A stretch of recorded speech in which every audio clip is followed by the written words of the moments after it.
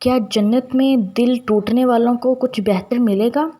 وہ لوگ جنہوں نے محبت کی مگر بدلے میں دھوکہ ملا، وہ لوگ جنہوں نے کسی کو اپنا سب کچھ سمجھا مگر وہی شخص انہیں چھوڑ گیا، یا پھر وہ لوگ جنہوں نے راتوں کو جاگ جاگ کر رویا اور کسی اور کو خبر بھی نہ ہوئی، کیا ان کے لیے کچھ ہے؟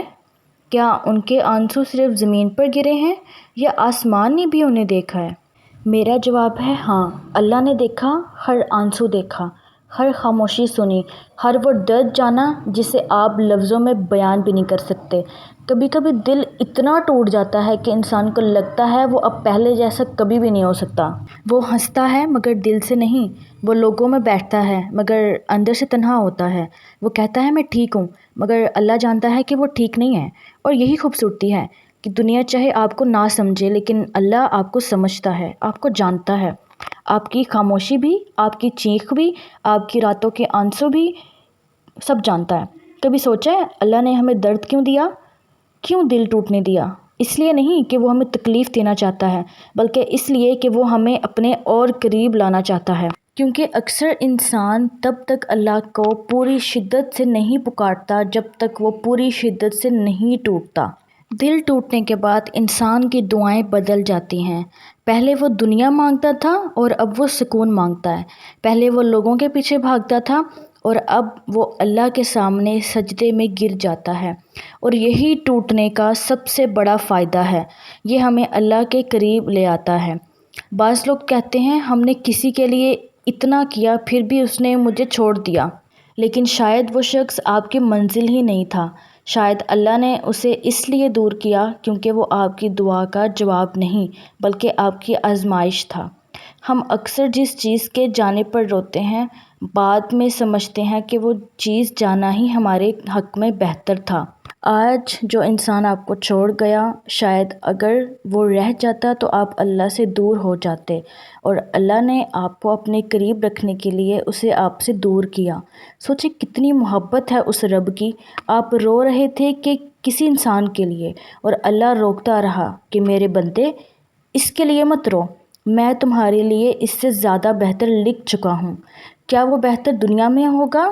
ہاں، ممکن ہے کہ اس سے بہتر دنیا میں مل جائے، لیکن اگر دنیا میں نہ ملا تو یقین رکھیں جنت میں ضرور ملے گا، جہاں کوئی ہارٹ بریک نہیں ہوگا، جہاں کوئی چھوڑ کر نہیں جائے گا، جہاں کوئی دھوکہ نہیں دے گا۔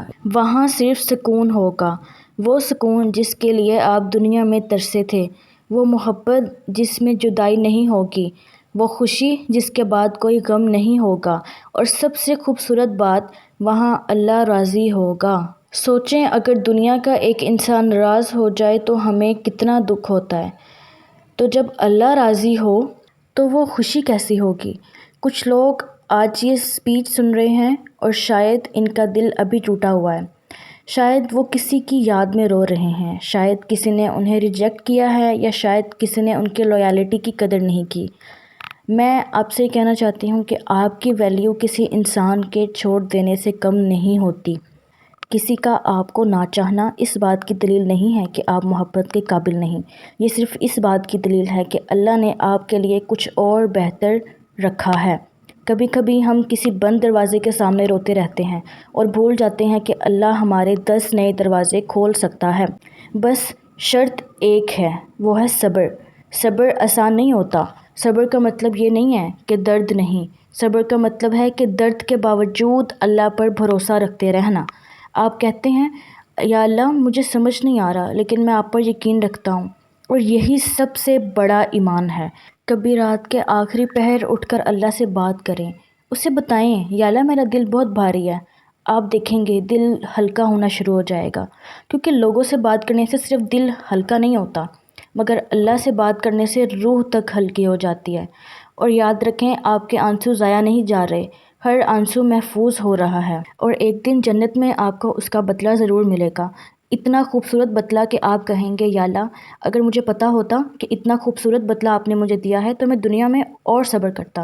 اور اگر آج آپ کا دل ٹوٹا ہے تو ہمت نہ ہاریں، کیونکہ اللہ چاہتا ہے کہ وہ صرف اسی کے لیے دھڑکے۔